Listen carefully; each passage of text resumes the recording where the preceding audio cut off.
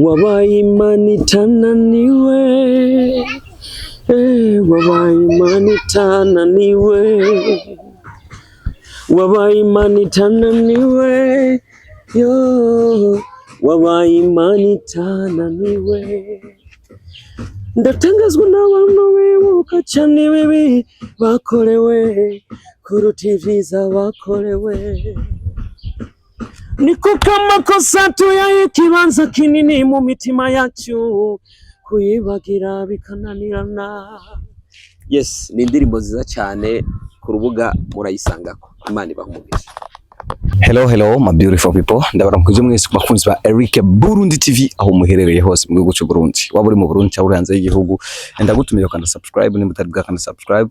Nije Simba from Seed intare mu Monaco. N'umusore nabazaniye umutumire w'Uwiteka cyangwa umutumire w'icyamamare mu gihugu cy'u Burundi kandi hanze y'igihugu. Ubona wese Burundi ni producer magnifique. Yego karibu cyane mu kiganiro. Yego murakoze cyane. Ndakwise umutama Simba nkojeje. Yego. Ati kaze mutama mu kiganiro. Murakoze cyane. Okay, producer magnifique, reka tumene nk'abatangura ikiganiro ariko tutaragitangurana nifuza ushobora kundamukiriza abantu bari kudukurikirana muri kano kanya. Yego ndabaramukije cyane. Aha ni producer magnifique muri ibyo w'indirimbo mpimbaza mu Burundi. Ibikorwa byacu tubikorera mu rusengero ivyamwa vya mpemu yera hano Inyanzarake. Hanyuma turakomeza umurimo w'Imana ntiturahagarika. Ibisigaye navyo indirimbo nyinshi cyane ziri kuri YouTube, wandika Fike Classic Pro cyangwa ukandika Magnifique Burundi. Indirimbo shasha kandi zimeze neza ziguma zikorwa kandi turakomeza. Okay, producer magnifique, le now ndafise ibibazo bishika kuri 10 tuza gushobora gufixa guhagarara ko kugira ngo dutahure kandi twongere dutahuza n'abari ko turabahajya. Question ya mbere ni kibazo kihurikiye ku madini, ku masengero. Twe tumuzi producer magnifique nk'umwe mu basenga mu rusengero rwa Yezebu, ariko ubu ari mu bya mpemu yera. Nigihe impinduka biba habaye? Ivyo harabaye ikibazo cyo kwirengagiza cyatumye haba kutumvikana hagati y'abakozi mu rusengero twasengeramo. Ego rero biba biranse, bimaze kwanka rero n'ubu ntibirasubira mu ngiro, cyo bituma umuntu abaraba haje gusengera. N'ubu niho turi. Okay, reka tugende ngaha naho. Ikibazo kindi gikurikira ni ikibazo cyo gifise n'amashami. Twashaka kumenya mbe ku burimvyi ba producer magnifique no murimvyi tuzi haci imyaka myinshi kuva depuis 2014 tukumva 2014 13 14 15 uko tukumva dovuga ko na studio imwe mu studio yasanzwe yaragukujije ari Antivirus Records isigaye ari yiwa uyifise mu minwe. Mbeho bahabaye ikintu nyabaki kugira ngo studio watanguye uri umukozi uyikorera muga mu nyuma ikakwigukirika abagwawe? Urakoze cyane, narakoze cyane kandi ijambo ry'Imana rivuga ngo ijambo ry'Imana riravuga yuko Imana izohezagira ibikorwa by'amaboko yacu. Rero kwabaye gukora cyane, hanyuma umuntu nari sanzwe nkorera yavuze ijambo ryiza cyane, ariko mvuga nti ni Imana yamuvugishije. Ego hanyuma iyo studio turayikorera. Tumaze kuyikorera novuga nti yarangabiye, kuko maze kubangabiye rero niho naciye byaciye byoroha. N'ubu ndavuga nti Imana imuhezagire, niyo mungere asani. Ego murakoze cyane. Tukiri kuri ico nyene harabaye uwo mwakorana yitwa Peter Sauce. Rest in peace Peter Sauce. Ubwo akaba yarashoboye gutambuka, yaritavye Imana. Mbe mwari musanzwe mukorana gute na Peter Sauce? Sauce twari dukorana neza kuko niwe mwari mwanyigishije uyu mwuga. Yaranyigishije kabisa ko navyo nari nzi, nahise ndufise notion gusa yo kuvuza ibitari na composition no kuvuza piano. Mugabo wewe rero acinyigisha production. Ego rero maze kuba ndabimenya rero cyo ntangura akazi. Yego. Okay, reka tugenda aye. Nashaka kumenya ikintu kimwe. Producer magnifique yoba yatanguye kumenyekana mu mwaka wawe? Ico kibazo sinshobora kukimenya kubera ko umuntu arakora gusa ibikorwa akabishikiriza abantu. Hanyuma rero ukuntu indirimbo zigenda biragoye, kuko nigeze kujya gukora indirimbo imuramvya kure cyane ahantu biti Murehe. Agiye sanga bari kuvuza indirimbo bivuga ngo ibiri imbere yanje nukuri ndabona bitoroshe. Ryari rya mbere njayo, mugabo nagiye sanga iyo ndirimbo yarashitseyo. Rero sinomenya ngo yashitseyo ryari kuvuma no kwimana yego. Okay, so tuje kuri iki naco ikibazo gikurikira ni ikibazo bibe ku matati amaze imisi ariho hagati ya novuga ati ubu byameze nk'ibihoshorotse mbwa muri imisi iheze muri ndwi iheze byari umuriro gusa hagati y'umuririmbyi Denilson Maguru hamwe na n'umuririmbyi wo mu Rumonge novuga ni Bonke Anglikana ndibaza za conflict washoboye kuzumva mbe nka wewe nk'umwe mu baririmbyi nawe usanzwe uri umuririmbyi muri bo wavyakijya conflict wayakiriye gute? Urakode cyane mu bisanzwe ijya conflict cyo ndayivuga ko abo bantu kwanza no kumenya bari bo abo bantu maze kumenya bari bo ucumenya ivyo barimo mu bisanzwe iki gikorwa igikorwa c'Imana kandi mu gikorwa c'Imana nta kunyinyurana nta kunyinyurana nta guterana amajambo nta kudahuza mu by'ukuri aba bantu bari bakwiye kuja hamwe umwe akimenya kitahura burya kutitahura navyo ni kibazo mu gihe umaze kumenya yuko kuko mu bantu babiri ndakunda kuvuga ijambo ati abantu babiri bahagaze muri sentare haba harimwo umwe mu mutima wiwe azi yuko yakoshereje mugenzi we rero muri abo bantu babiri ntihabuzemwo umwe yoba yarakoshereje mugenzi we hanyuma muri ibi bikorwa tuko turakora by'Imana bakamenya yuko bakwiye kwitunganya bagasabana imbabazi nimba hari umwe muri bo hari ijwi rimwagiriza ko yakosheje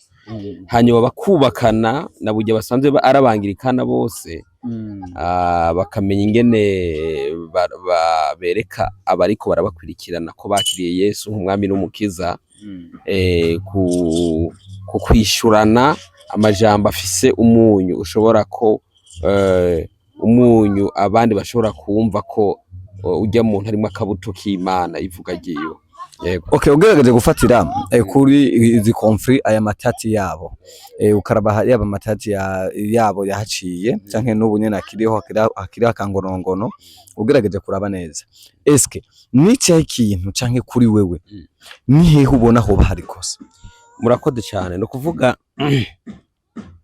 ahantu hari kosa jewe si ndiko ndabyihweza muri bajya babiri sinshobora kumenya icyo bahapfuye kuko ibanga ry'umutima rizibonyene muri bo ubwabo navuze nti abantu babiri bahagaze muri sentare umwe muri bo ariko twashatse kuvuga wewe kubgawe niko ndagusigurira kubganje ndiko ndagusigurira mu bantu babiri bahagaze muri sentare haba harimwo umwe oya turashaka dushaka kudufashe ugorohore nico ndiko ndavuga kugorore ko wewe uri umwe mu bantu babegereye bose yaba Bonke Anglikana ni umuntu wawe hafi yaba Denilson Maguru ni umuntu wawe wa hafi eske hagati nire yoba ari mu makosa? Nico ndiko ndakubwira nti ibanga ry'umutima ry'ivyo bapfuye je sinshobora kubimenya nawe ntabyo ushobora kumenya nico niko ndavuga nti abantu babiri bahagaze muri sentare haba harimo umuntu umwe umutima azi ko yakoshereje mugenzi we aho naguhaye inyishu gusa no kutantaho. Okay, reka tuve ngaho abo babiri hagati ya frere Denilson na Bonke Anglikano frere muri bo imitima mu mitima yabo umwe arazi ko ari wakoshereje mugenzi. Hari akajambo kaguma kajya abantu Denilson yakoresheje cyangwa akoresha yavuze ati je ndi international ndi international abantu bakamuhariza ko atari international kubgawe nawe ubona ko ari international cyane? Urakoze cyane kubwico kibazo mbagije kandi afatiye kuri mega gospel ndibaza mega gospel mega festival ari gukora ari kuzunguruka azunguruka ibihugu bitandukanye we kubgawe ubona ko ari international cyane ntiyaragera? Mu bisanzwe ivyo bintu nimba bikora cyangwa bivuga ivyo oye mutima wiwe umushingira intahe ko ari byo. Umuririmbyi Jamari Muco nawe yarinjiyemo arakomanta komante ndazi baraca bayibona ngaha yanditse ntuzeye avuga amunegura amubwira ko atari professional ko atari international amunegura.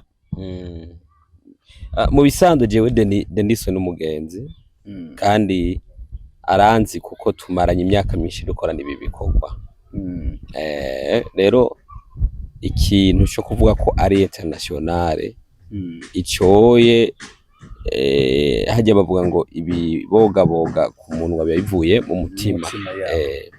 Rero umutima wiwe ubishingira intahe arashobora kubivuga. Mugabo ku bwawe mbo kubwanje jewe icyo nshobora kubivuga ko ega n'ubundi cyo kurondeye dushaka kugira icyo bivuze ko nawe mbo icyo ndabivuga ko amahitamo y'ivyo umuntu avuze je sinshobora kuyashingira intahe. Sinshobora gushingira intahe ikintu umuntu yikuriye mu kanwa akakivuga akabona ko ari cyo. None wumva noza gushimangira ivyo umuntu yivugiye. Rero aho we nakwishuye navuze nti umutima wiwe waravyatuye ubona ko ari vyo. Urabyumva neza, umaze kubona ko ari vyo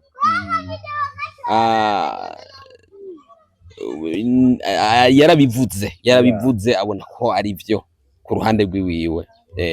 Okay, reka tugende kuri iki naco ariko tugenda tumira nk'abagenda kurangiza iki kibazo cyuko abantu benshi banegura Denilson kwinjirana bodyguards, kwinjirana ba security. Premièrement bavuga amakosa ashika kuri abiri. Ikosa rya mbere bavuga ngo ntiyari gushobora gutegura igiteramo canke concert mu hotel canke hadi yayiteguriye kibanza ngo yari kubishya mu rusengero rwa Anglikana ko ari hasenga. Uravyumva? Ikintu cya kabiri ngo ntiyari kwinjirana ba security ngo nta mukozi w'Imana ajana aba security. We kuri we nawe bivuga kwiki? Murakoze cyane. Ikintu cyo kwinjirana aba bodyguard muri concert izo novuga nti ni integuro ziwe yateguye. Birashika umutima we ukaba waramubwiye ko ari byo byoryoha. Yabigize nko mu birori bishobora kuryosha ibintu. Ariko rero nimba naho yoba yabikuze bivuye ku mutima, birashika akaba yabonye ko umutekano wiwe uri mu kaga. None ko tutarakubona na ba security. Urakoze cyane. Jewe abantu bariko barankwikira ntacyo dupfa. Je ntacyo dupfa, nta muntu niteze ko hari icyo dupfa. Nimba hari umuntu azi ko hari icyo dupfa araza dutunganye dusabane imbabazi, kuko abantu jewe ndabubaha gose, kuko abantu bariko barankwirikirana nibo icyubahiro cy'umuremure n'umugufi nibo badushira hejuru kandi nibo badushira hasi. None rero abantu bariko barankwirikirana jewe ndabubaha cyane, ndabubaha gose, ntacyo dupfa nabo. Niyo mpamvu atasekirite jewe ngendana nabo, kandi umutekano wanje jewe nturi mu kaga. Umutekano wanje jewe urakwiye, kandi aplisi dosa turakingiwe n'ijuru. Ijuru yadukingiye. Ijambo ry'Imana avuga yuko abamarayika batajyama badasinzira ku bwacu mu kuturinda. Nayo mpamvu je nabonye ko security dakeneye ku buzima bwanje, security n'umwami Yesu. Ati rero ku bwawe security ntizikenewe. Ariko reka tugende kuri iki naco nimvuze ngo nicanyuma mugare, reka tugaruka kuri iki. Mbe producer magnifique muri kino gihe twarakubonye concert ukagukora, waragiye urakora concert kuri East Africa Hotel, twarakubonye performance abantu baraguhaye amakado menshi cyane. Twarabonye ko abantu bakuyumvamo kandi bagukunda. None ni kubera ko nawe udakunze gutegura ibiteramo? Urakoze cyane. Hajya nawe nyene kugira bishobore gukunda nuko habaye sponsor ikomeye canke ahantu yobe yarakubitiye akaronka uburyo bwo kubitegura. Rero ibiteramo n'ibindi bikorwa n'uburyo, twebwe natwe uburyo bwacu usanga atari kirenga. Niyo mpamvu turakutegura ama concert, mugabo turiko turabitegura yuko natwe tugiye kuza turabaha ama concert. Ego biramaze gushika abantu bakagukompara we na Denilson? Mbo ivyo nimba babikora bo bakora amakosa, kubera ko twese turi mu murimo w'Imana. Iri foko dukora igikorwa c'Imana kandi tukizera ko impembo yacu iri mwijuru. Yego, reka tugere kurangiza. Mu kurangiza kwacu nshaka mbwira abakunzi ba Eric Burundi TV ibuke ko na subscribe, commentaire rero ndayikeneye aho munsi yo numve icyo washoboye kwakira muri kino kiganiro. Producer magnifique nashaka umfashe unsezera abantu bako turamuri kano kandi. Murakoze cyane. Je icyo no babwira ni ikintu kimwe. Ijambo ry'Imana rivuga ngo dutunganye imitima yacu ko tutazi umunsi n'isaha. Uko biri kose, ubwo tuja mu mahiganwa, ubwo tugira gute, ubwo twirukanga, ubwo dushaka kuba abantu barenze, twibuke gutunganya imitima kuko tawuze umunsi n'isaha. Ndakunda kubwira abantu ati bajya tubona batwara mu kaburi baba baremwe nkatwe.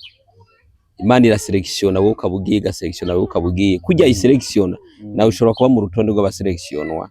hanyuma rero ugaca wibaza uzoba umugeni wande ni wafutakiriye Yesu, kuko kuvuga ijambo ry'Imana agakiza n'impano n'ibintu bibiri bitandukanye. Ushobora kuba ufise impano y'uburirimbyi umugabo udakijijwe. Nayo mpamvu rero je kenshi nkunda guhanura abantu yuko imitima yabo bakwiye kuyitunganya kubera ko batazi umunsi n'isaha. Ego, hanyuma ikindi kintu norenza ko ni indirimbo shasha nashoboye gukora yitwa Imana Itananiwe by producer Magnifique. Imana Itananiwe. Yes, ni indirimbo nziza cyane, abantu bayakiriye neza cyane. Yagiye ku rubuga ku munsi w'ejo. Nabasaba ko mushigikira mu kumfasha gusharinga ku bandi, muyisanzaze hose. Indirimbo nziza cyane ngira warayumvise. Kandi ndetse ko turirukanga muri bwa buryo buke nyene dusanzwe dufise. Jewe simfise uburyo bwinshi. Simfise uburyo bwinshi, simfise uburyo buke. Ubwo buryo nyene mushaka kuyikorako kugira ngo iyo ndirimbo dushobore kuyikora video. Yego, iyo ndirimbo twayikoranye na madame. Rero musimbiye ku rubuga rwa Fike Classic Pro cyangwa mukandika Magnifique Burundi, iyo ndirimbo mudosha muyibona, yitwa Imana Itananiwe by producer Magnifique. Imana ibaha umugisha, Imana itwugurira imiryango tukaronka uburyo amafaranga turashobora kuzobategura natwe ama concert, kuko byari byiza cyane. Yego.